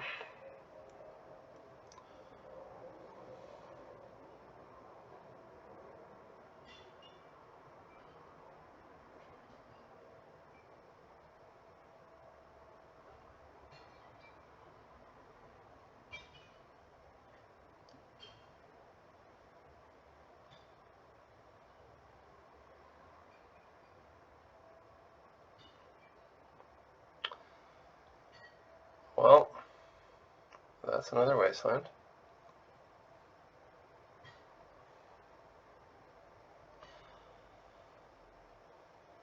Okay, in response I can just make an Elemental.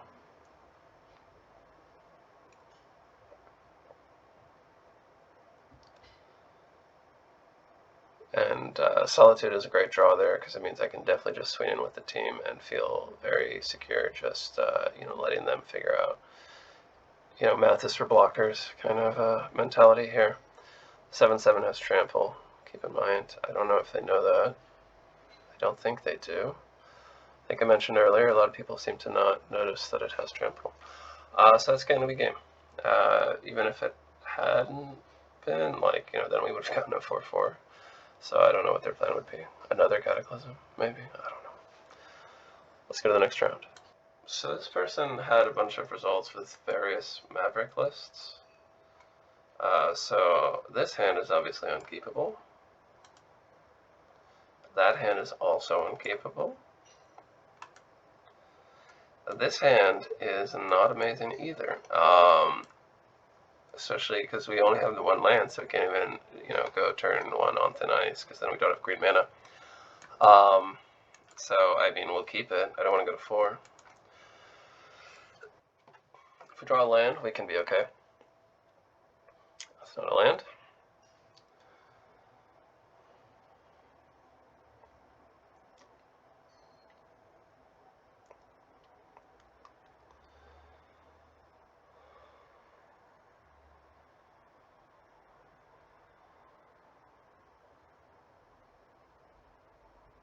That's also not a land.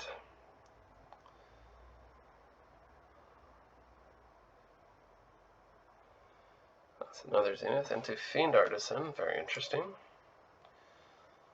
Okay, finally land. Alright. It's a little late, to be honest, but I'm going to go ahead and kill the Fiend Artisan because I strongly suspect it can get like Plague Engineer or something.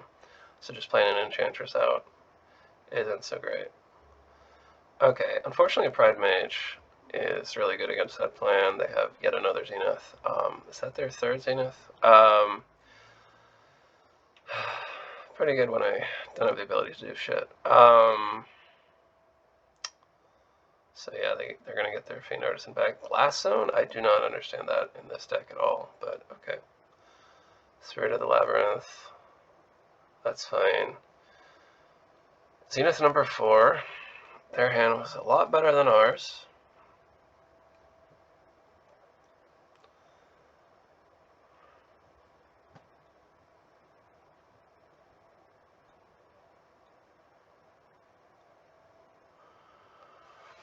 And that's going to be game. We don't have any more answers. They had a million green Zeniths. They had way more green Zeniths than we had lands.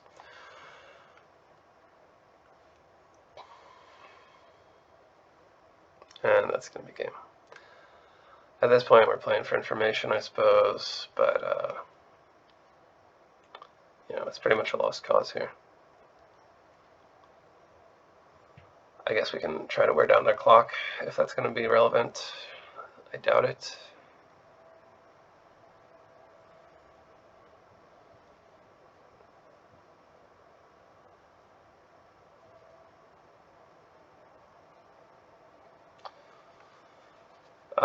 Okay, whatever. We've gotten whatever information we're going to get here. Let's go to the next one. So obviously I'm not really sure how to sideboard against this deck. It's a bit of a rogue take on Maverick, I suppose. The grasses seem weak generally against Maverick. Grass is weak because they've got, you know, like a 10-10 knight. They can just pay 2 mana and attack. They're not really that aggressive. So those can come out. And instead we'll bring in the Pride Mage as a Zenith target. They tend to have a lot of artifacts and enchantments that will be worth killing. And then we'll also bring in the Endurance, just because it's better again with the surprise factor, especially against like a knight. So let's see how this goes. So the deck really shooting on me in around 7 here. Again, a no-lander. Okay, now this is a reasonable hand. It's not an amazing hand, but it's reasonable. You know, we get to draw some extra cards, relooks, find an Enchantress. We have removal. It's fine, we can work with it.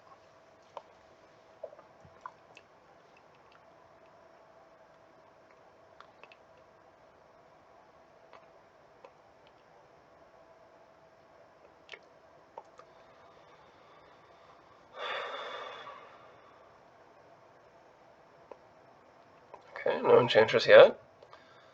A couple more lands. That's fine. Would like to draw an Enchantress now. Nope, that's the 4th land in a row. Okay.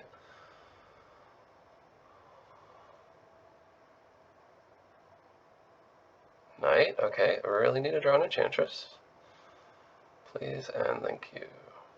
Okay, Endurance. That's interesting. Now we don't necessarily need to on thin ice the Knight. We can just try to grab it in combat with Endurance. So that's not a bad draw. They have Thoughtseize, apparently. Okay. Opponent's draws much, much better than ours. Again, I do not know what Blast Zone is doing in this deck full of 1-drops, but okay.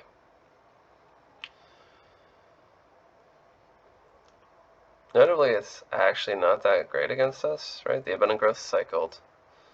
So Utopia Sprawl is the only card that it's, like, netting. You do you, I guess.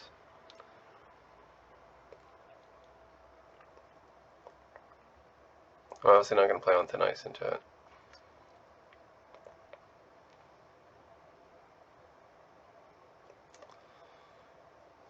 I guess so they can play their mom, because, you know, and their Safekeeper, because, you know, why is your deck playing Blast Zone?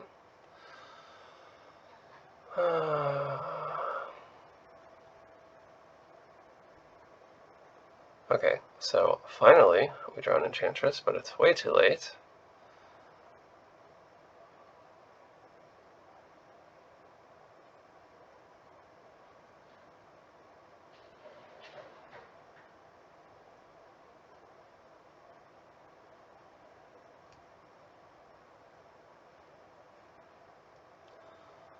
So I mean, generally Maverick is a very favorable matchup.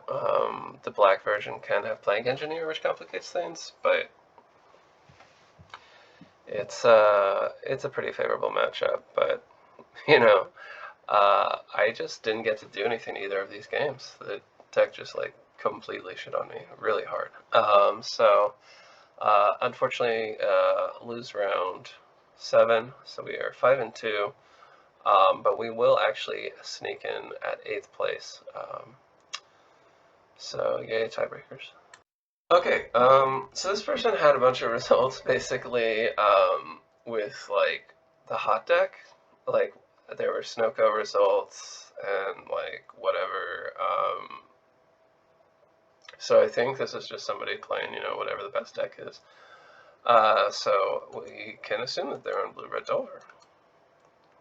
That is easily the best deck. This is a fantastic hand.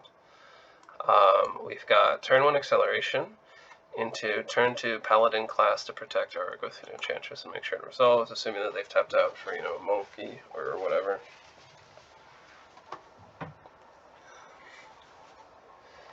I'll go ahead and use the fetch land to avoid being affected by Stifle.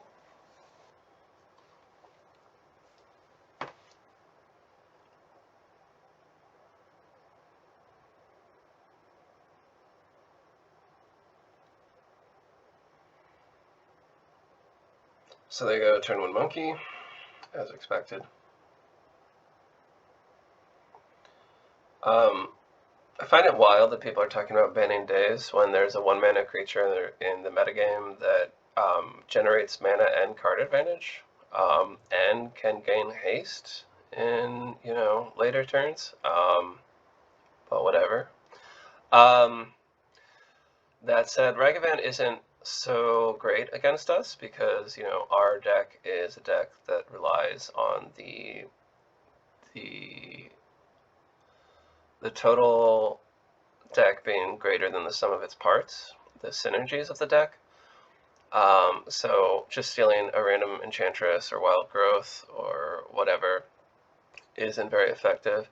Even on Thin Ice, now they're like kind of just going no basics, but even when they were running basics, they were rarely on snow basics, so it actually, which matters against us. I don't know about any other decks in the format.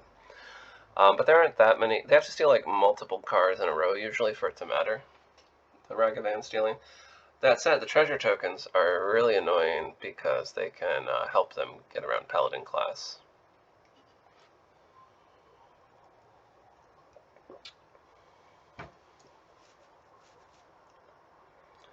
Alright, so they do have a pretty scary board.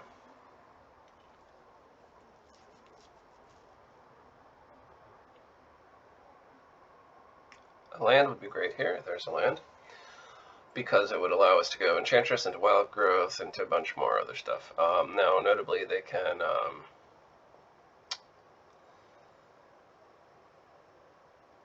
can force the Argothian. That's why I led on the Wild Growth. Though probably not correct. At this point, you know, keep in mind I'm also getting a bit tired. It's late here, and I've been playing a lot of Magic, so not every decision is going to be ideal. Interesting that they choose to use their mana to daze that. We're still at a fairly high life total. They have a lot of damage on board, especially if that Delver flips.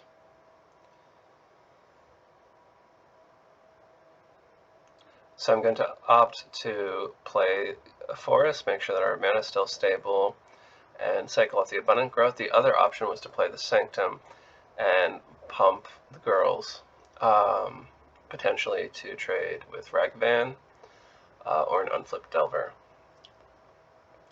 I'm going to hold off a minute on that and just take this hit.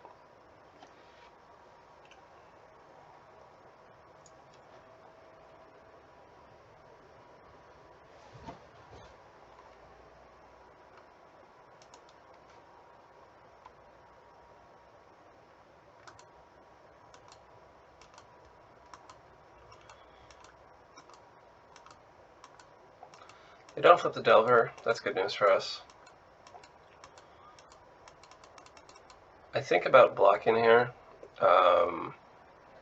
We do have another Enchantress.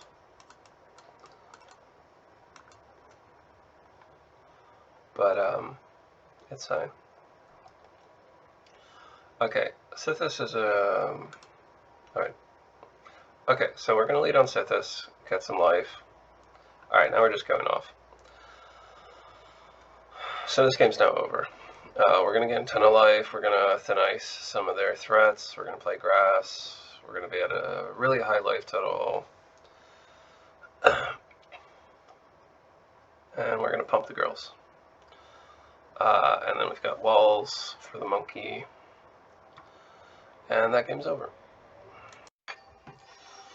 Okay, against Delver, again on the draw, I will take out the wishes, as well as a couple of the cast outs. I did bring in the Emrakul, again, just because a lot of them are on Court of Cunning, which is a scary card for us. I brought in the second Karakas, the Argothian, Solitude, Endurance, obviously, so some of the stuff you would expect.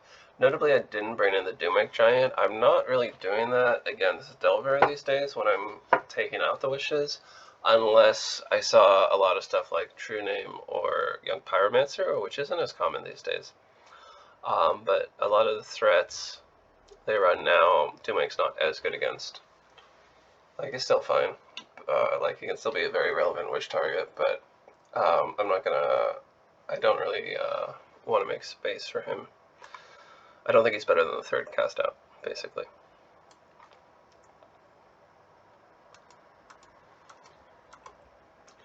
This hand is fine if they have monkey, but other than that, it's pretty underwhelming. Like, you know, we can Karakas a monkey, we can play a turn 2 spinner, it probably just dies, then like turn 3 Zenith into Daze. It's a very mediocre hand. It's not a hand that's obviously bad per se, but it's just like hard to imagine this winning against any half decent Delver hand. So we'll mull into no land. That's fine. We'll go to 5. Okay, this is a much better 5 card hand. We've got the setup, and so these are the 5 cards we'll be keeping.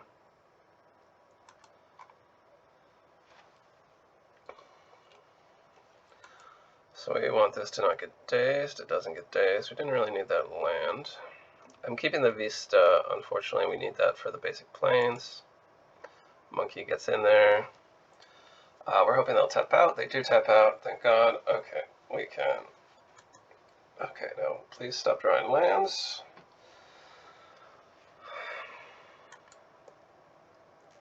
That's a ton of damage coming in.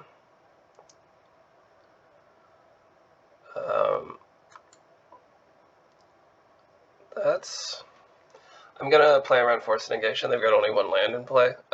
If they have Daze or Force of Will, we're kind of just dead. They do have Daze. We're at 1. We need a bunch of like enchantments into like removal or something. We need a really good sequence of cards.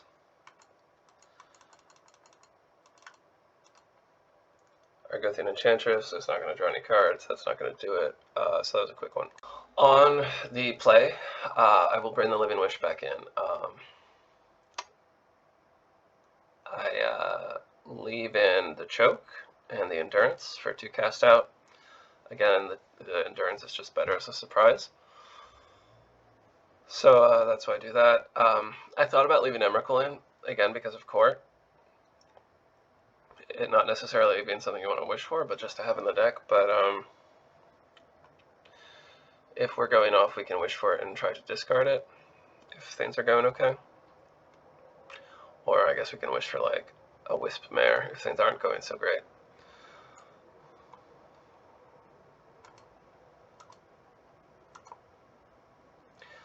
So this is a solid hand. It really needs a second land, but you know, again, we can rely on our Utopia Sprawl resolving and sticking.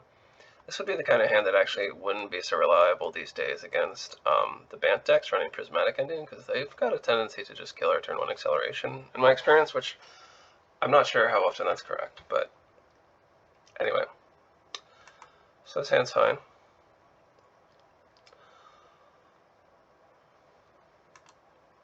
They lead on Monkey. Rather than run a Sythis out into removal or daze, I'm going to just lead on Thin Ice into Wild Growth. So the next turn we can Sythis and Abundant Growth. On Thin Ice is another good pickup. We can deal with another threat.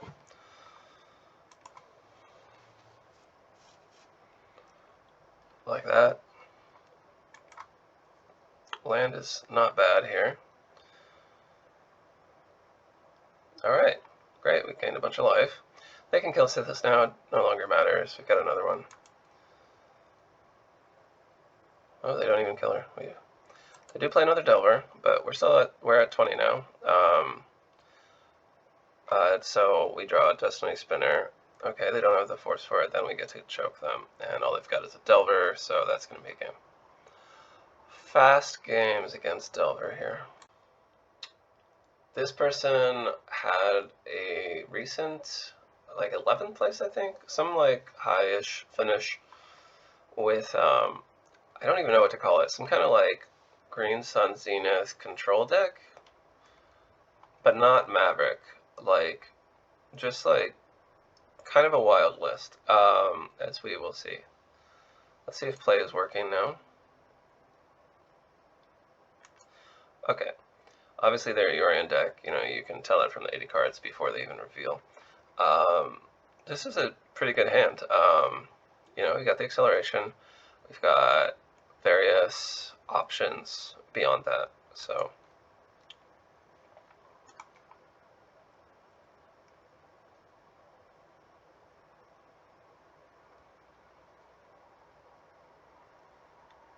Okay, the play function wasn't working against, in the top 8, but now it seems to be working again. Okay. What we can do here is just Miri's Guile into Living Wish for the Enchantress. And next turn we can, you know, Enchantress plus stuff. They seem to be mainly creature-based, but I think they also have Force of Will. But we've got various forms of removal for whatever they play. A Rallier, I guess, is not worth removing.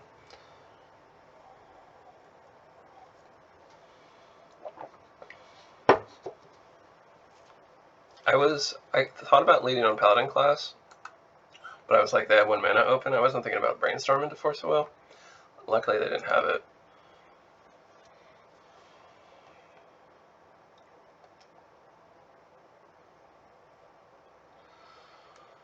Okay.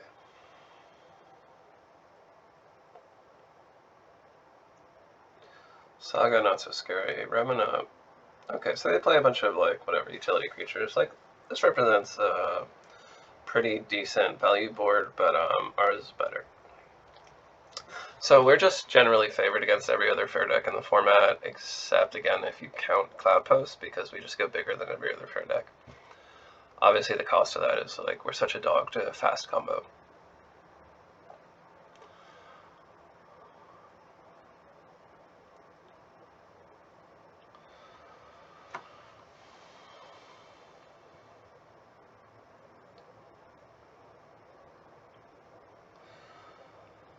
I'm gonna up to, we had the double wish, so we'll get the Sanctum, then we'll get the Doomwake. Clear the board. So if they swords in response, we're obviously still up a lot of value, but also then they can't create a construct. So I mean, we're just getting much more value than they are. And they are also a value deck, so this is value deck versus value deck.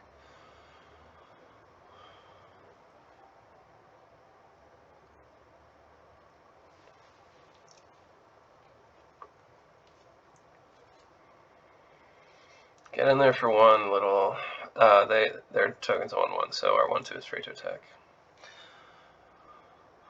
It does kind of feel viscerally good to attack with our Gothian Enchantresses for damage. Okay, they get Leovold. It's way too late for Leovold to be relevant. We can just go over him. We can also kill him in multiple ways. We can ignore him and just get Destiny Spinner and go for the kill, which also shrinks them without even targeting. So let's go to game 2. So game 2, I obviously don't know how to board against this deck. It's it's a rogue deck. The grasses definitely seem weak. Choke didn't seem relevant enough. They only played like a few islands. So I brought in Endurance, and I brought in what else did I bring in? Endurance and Grist. I brought in Endurance and Grist, just to have options. This hand is okay. It's obviously quite slow, but they don't seem like a fast deck. They multi 5. Unfortunate for them. That can happen with Yorion. So when Companions first got released, and then like after the Lurrus bans and stuff, people were clamoring for the banning of Yorion, and this was before the errata, and you had to pay 3 mana in fairness, but I had been tinkering around with Yorion Enchantress, so like a blue-green with a black splash list running Estratification and other stuff, and it was pretty decent. Quite slow though. Anyway, what I was going to say is the variance cost is real with Yorion. People that were playing against it would sometimes be like, oh, well, they still have all the cards they need. But that's not how variance works, right? Like, in the games where they have it, but you don't always see the games where they don't have it. That's just the nature of variance, right? It does increase the variance. There is a cost to running Yorion.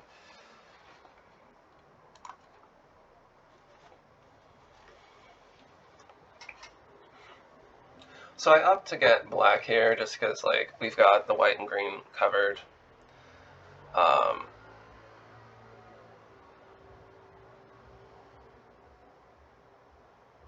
Okay, Force of Will. That's fine. Since they multi 5, they're, like, down way on resources. Knight. We'll just go ahead and nix the Knight. 3 wishes is a little awkward. Running the hands where you get like multiple living wish early can be pretty awkward, especially if you don't have. It's not a matchup where you have a good cheap target. Grist is very interesting. I'm gonna go ahead and living wish. I'll get the Enchantress since I've got the other wishes if I need to get answers, and I'll just drop a Grist into play.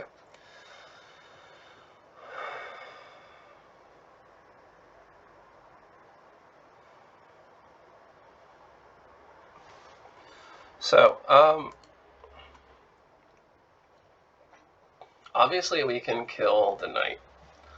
Grist will go to 2, we sack the token, and then the problem is they attack in with Knight of Autumn, and they kill our Grist. So I'm actually going to play the Enchantresses and see what we draw, see if that informs the decision any. Not really. Okay.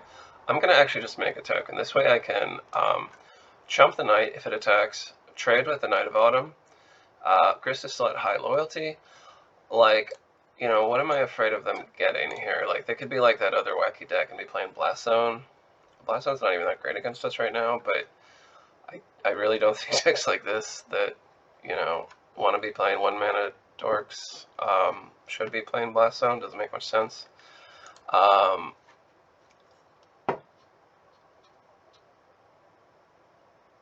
They do get to Yorion.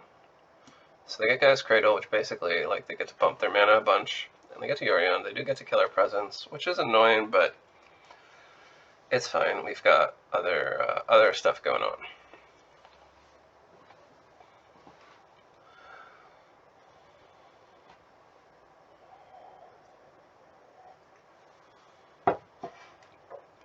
I'm actually going to go ahead and destroy the Knight of Autumn, and then bounce the Yorion. I'm going to hold on to the last Living Wish because, you know, especially against a deck like this, you don't know what they're doing. I'm not going to just blindly wish for something and then, like, regret my choice later. I'm going to hold on to that in case they do something I need to respond to with Wish. Wishes just get better and better the later into the game you are. It's in the early game they're a little squiffy, but by the late game, Wish is one of your best draws.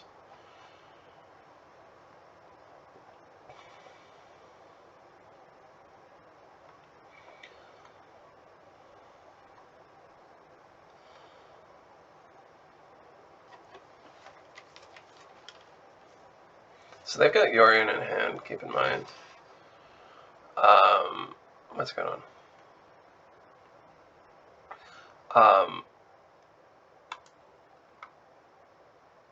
So I'm actually going to get rid of the Vandal.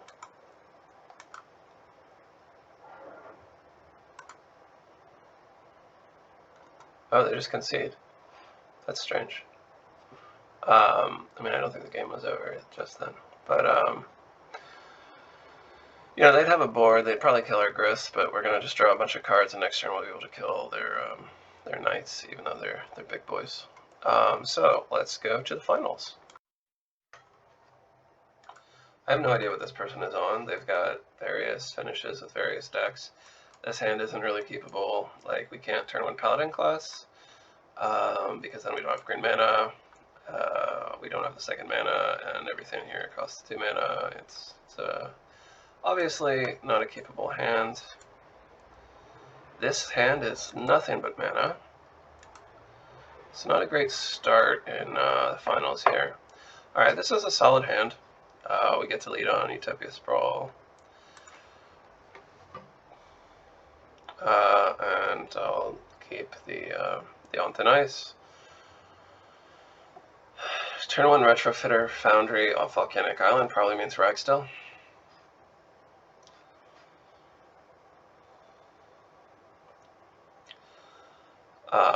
Unfortunately, I think they've got days here. Yeah, that's rough for us. We do get to play the Argosian. Hopefully they don't have another Days or Force of Will. I'm not going to play around another Days. Okay, they've got Force of Will. That's unfortunate for us. We do have On Thin Ice if they ever drop a threat. So we're not out of this game, and they're low on resources at this point. They've got a Retrofitter, but whatever. Grass, not a great pickup here. Really looking for something else. You know, an Enchantress. I opt to lead with that Wild Growth just to make Living Wishes and Zenith and stuff live versus Days, also in case the Sanctum gets wasted. I could have sandbagged the Sanctum. I probably should have, to be honest. Not really a lot of reason to play it out. Well, I mean, if you draw an Enchantress, like, you can go off and you need all your land drops, but... Okay, there's a great On Thin Ice target. And it resolves, that's great. Okay, they do have a Saga and a Foundry. Now, normally these cards are not that scary, but we have nothing going on.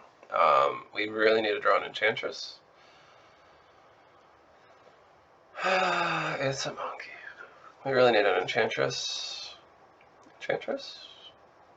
Enchantress? That's not an Enchantress, that's a Forest. Alright. Alright, I think we've lost at this point. They have a Ragavan, a Foundry. I guess we can, they've only got 2, oh no, they've got the Soul Guide Lantern too. Okay, so there's finally an Enchantress, but they've got their, like, 4th Force of Will? 3rd Force of Will? 1, 2, 3, 3rd Force of Will. So their hand was just, they had more Force of Wills than we had Enchantresses. So this is a favorable matchup, because generally you have more Enchantresses than they have Force of Wills. Certainly more than they've got Force of Wills plus blue cards, and then you've got lots of good cards to deal with their threats. However, this hand was just very crappy, to be honest with you. They had the answers, and we did not have the threats. So the game is over. So against Ragstill on the play, I'm going to leave in the Wishes. I'm actually going to take out the Grasses and leave in the Castouts. Unlike Delver, they're not quite as aggressive as Delver. So I like the Castouts to deal with random stuff like dragons and monkeys and whatever. And the Grass is okay against them situationally, but it can also be a dead draw, like we saw earlier. So I brought in the Endurance. No, I didn't bring in Endurance, sorry. So I brought in Pride Mage because that's one of the big differences between this and the blue-red Delver matchup is just Pride Mage is much, much better. I brought in Pride Mage and I brought in Choke. So obviously Choke going to be good in this matchup. So this hand doesn't have much going on, but the 2 cards it has are very good. I'll keep, and I'll then add hope that we stop drawing lands.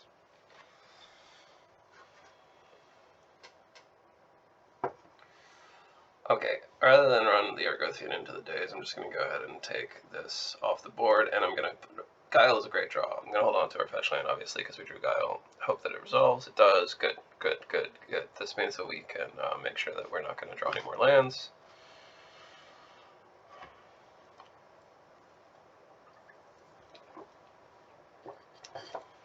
Okay, the Haste Monkey. I don't know if that's particularly good. You know, it does use 2 mana to get them 1, basically. You know, they couldn't play our cards. So we'll go ahead and do this. Does it resolve? It does. Great. Okay, shuffle. Didn't really like the rest of the top. Cycle. Abundant Growth's a great pickup here. Okay. Monkey again, that's fine. Okay, so the ending are on Thin Ice. They get back their Dragon Rage Channeler. Sythis is a great pickup. We're going to lead on her. We are going to cast an enchantment before playing. It's very important to hold priority with Sythis, especially. Like, you don't want to have to crack a fetch and give them a chance to Lightning Bolt or Source to Plowshares here, Sythis. You really want to try to get value off of her immediately. Okay, fantastic. These are good draws. We're getting life. They've spent their mana, you know, dashing their monkey instead of developing their board. All they've really got going on is Dragon Rage Channeler. So this game's over. On the draw against Ragstill, I will side out the Living Wishes, and I'll bring 1 Grass back in just because they are more aggressive when we are on the draw. So I'll bring in the Caracas, the Argothian, Endurance, Choke, and Kazali Pride Mage. Notable exclusions, you know, you could bring in Wismare for Saga itself. You could bring in Solitude, obviously, or Doomite Giant, but the deck generally is, I don't want to mess too much with our game plan, because I do feel like we're significantly favored in this matchup. I want to just be able to have my engine run okay.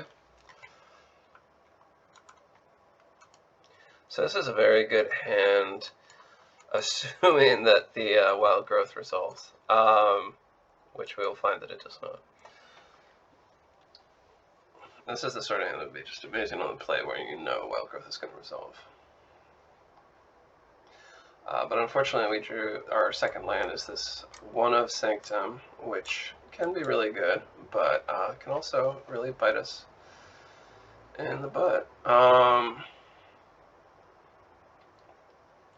Yeah, so that's a real kick in the teeth. And we didn't draw a real land. We drew another Wild Growth. So next turn we can Wild Growth the Sanctum, which is obviously very risky against Wasteland.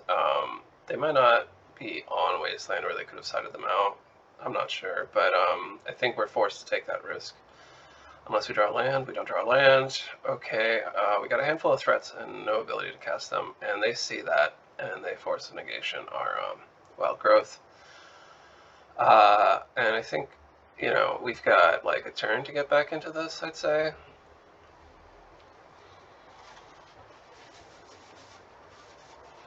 And that's not it. Okay, so now the game's over.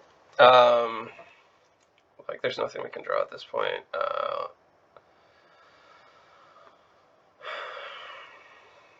I guess on Thin Ice could, no, because we could like grass into, no.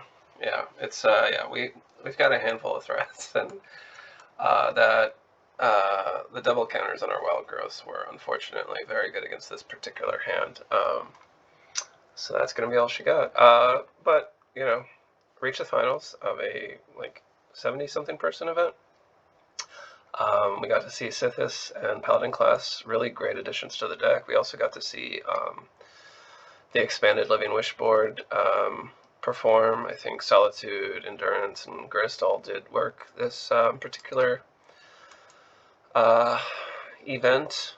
I don't think we got to Spore Frog at all, but let's see, other stuff I don't think we Wispmared or Collector Oofed, but I mean, we just didn't run into those matchups or Gaddock Teague. But yeah, pretty happy with this list. You know, the wish board is always going to be a little bit tweakable based on metagame, like Plague Engineer or Wasteland are like big ones that could easily fit in there. Fairy Macabre, or even another a second Endurance. Okay, guys, that's going to be it for me. It was kind of an exhausting tournament. It was a lot of magic, a lot of long games. Thanks for watching. Signing off.